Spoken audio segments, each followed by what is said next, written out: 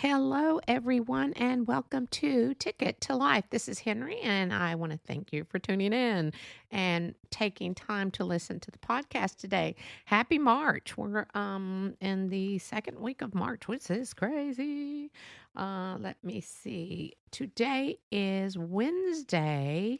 At least if you're here, if you're in Australia, it's already tomorrow. Hi, my Australian downloaders. Um, or shall I say my Australian listeners. I don't know if they actually download it. They just listen to it at live stream. I'm not sure how that works, but you think I would know, but that's okay. Let me see. This episode is about being put on the spot. How many of you have ever been put on the spot? I know I have. Um, Today is the 8th of March. And I just want to go over a few little things and then we'll get into being put on the spot. March is a pretty exciting month. And one important thing about this month is that it is Developmental Disabilities Awareness Month. And that's pretty, I don't think a lot of people know what that is. But I will tell you, this actually helps many people who are disabled to live a better life with the assistance they get from certain programs. In 1960, President Kennedy and his family experienced with one of his sisters had a disability and pretty much used his power of presidency to bring attention to those in need. So I think that's awesome that he did that. Also, in 1987, when President Ronald Reagan was in office, he issued a public proclamation urging Americans to provide individuals with developmental disabilities. This encouraged the opportunities that they would be able to lead more productive lives and achieve their full potential. So I think that's amazing. But of course, we live in a wonderful country. I love being an American, a Mexican American, and it is a wonderful country that we try to help those in need. The Goodwill is one place that helps those with disabilities, and they actually have an autism support service. I will try to get some information and put that on the description for this podcast, and maybe you can reach out to someone you know who could use some of this help. Also, March is the equinox, and that happens twice a year. And if you don't know what that is, I will tell you. I know this is such a learning podcast, isn't it? I'm always talking about history and all sorts of stuff. But thank you for listening. And this happens twice a year. It's when the sun crosses the celestial equator, that invisible line you can't see when looking at a globe or looking at the earth. And it's when the day and the night are approximately equal length. And one's for spring and the other's fall. So anyway, that's just kind of fun to know. But of course, you say March, and a lot of people will go, "Ooh, St. Patty's Day. Let's go get liquored up. Green beer." At least they do that in Texas a lot. We have green beer. I don't know if that's everywhere. But also St. Patrick. Who is this man? Why does he even exist? Why does he have his own day and everyone wears green? And St. Patrick of course, he was not a saint to begin with, but he, the people of different faiths believe that if had not been for St. Patrick, there would be snakes all over Ireland. And he apparently was able to get rid of all the snakes. So, snakes, there are no snakes in Ireland. So I've never been there. I heard it's beautiful, but no snakes in Ireland. But scientists and I'm sure geologists, whoever, say that the truth is that there were never snakes in Ireland to begin with. There were no snakes in Ireland, fossil record facts. But you know what? If people want to believe that St. Patrick did get rid of snakes in Ireland, so be it. I'll go with it. I believe he did. I don't know. Who am I to judge? Who am I to say? So, anyway, so St. Patrick's Day is a big day, not just here, but of course in Ireland. Although some Christians already that lived in Ireland at that time, back in 600 No, not 600. It was 400 AD. He was about 16 now. And his actual name was Mawin. No wonder he went just by St. Patrick. But after 6 years, after 6 years, he escaped. He was, kidnapped by some Irish pirates, and then he was kidnapped and he escaped. And he believed that the Lord was there to protect him, and he was delivered safely home. So, although Christians already lived in Ireland at that time, the country was largely pagan. So, spreading the foreign religion, that was great. So, that's why St. Patrick is St. Patrick. Um, says that the three leaves that you always see if you see statues or pictures of St. Patrick, it has the shamrock and it's three little clover leaves, and it is for the Holy Trinity, the Father, Son, and the Holy Spirit. So I think that's just a little bit of fun history, but I will tell you why we wear green if you don't know. St. Patrick's Day, everyone wears green. I remember, of course, back in the 60s, you would have to wear green to school. I don't care what it was, because people would actually come up and pinch you. And it wasn't a little pinch either. Kids were mean. They're mean now, but they were mean back then too. So I made sure to always wear green. Then you had the person with green eyes say, I don't have to wear green. I've got green eyes. Okay, whatever. But anyway, I was not a pincher. I was always scared if I pinched someone, I might get slapped or something. I don't know. Anyway, the tradition of wearing green is so the leprechauns can't see you. I bet you all knew that. So make sure you don't get seen by a leprechaun on St. Patrick's. Yes, it's supposed to make you invisible to the little leprechauns. They will pinch you as soon as they see you moving around because you don't have green. So be sure to wear green.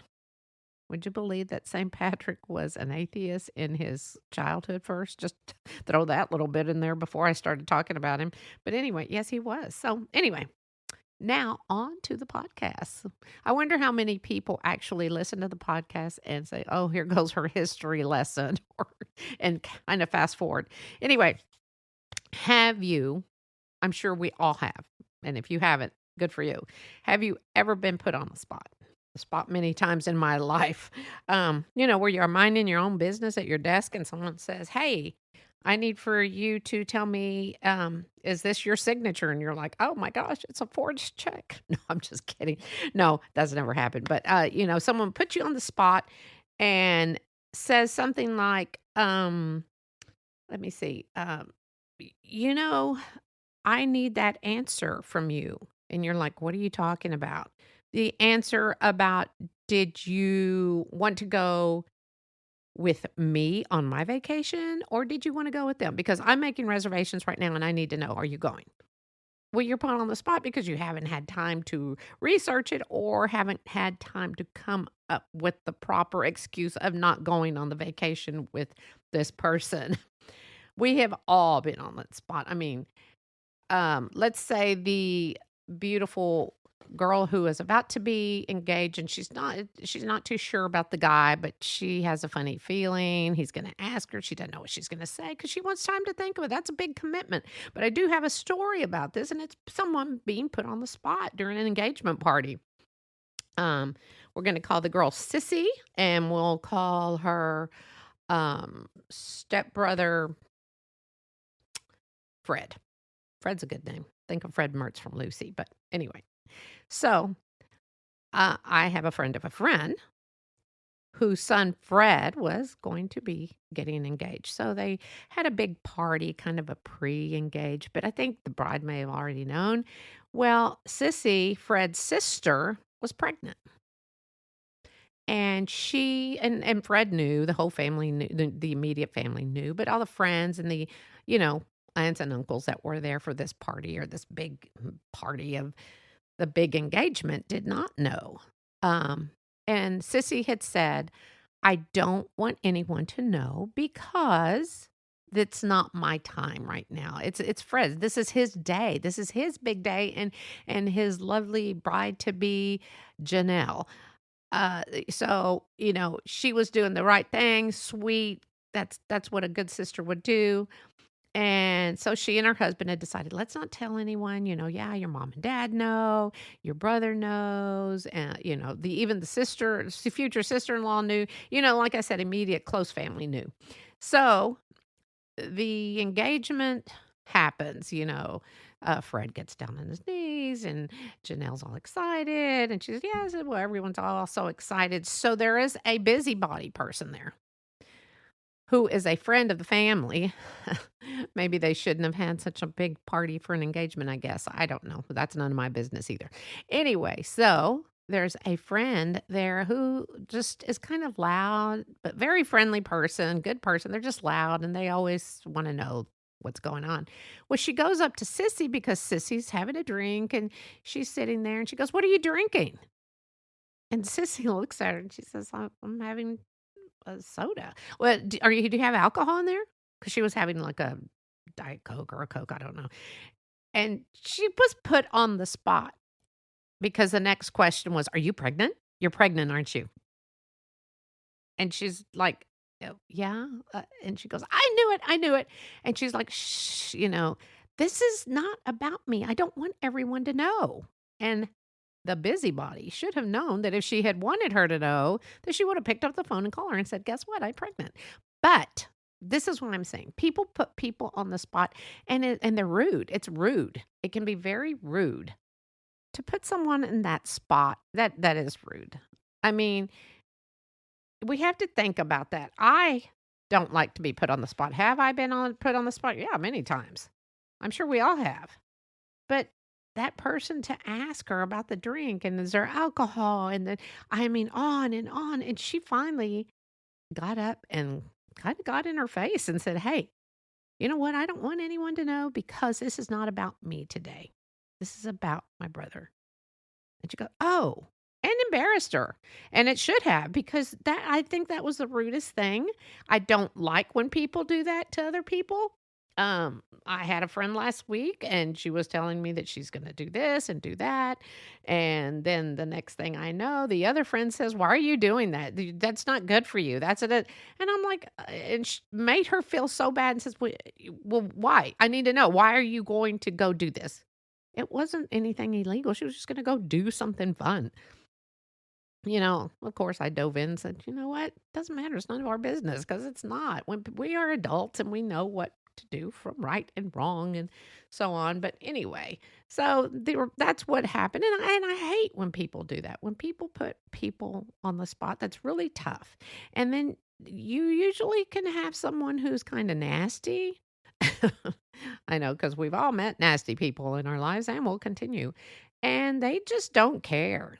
And they know that they can make that person give a quick answer without thinking. And it may be the wrong answer. Or if you've told someone, or someone has told you something and they asked you not to say anything and you did not say anything. And then they confront you and continuously say, "Did you tell someone? Did you? And you're like, no, they are putting you on the spot and not only embarrassing themselves, but embarrassing you. So we all just need to think before we ask people because it's just rude. Now, if someone's cheating on a spouse or something and you want to go ahead and confront someone and put them on the spot, that's different.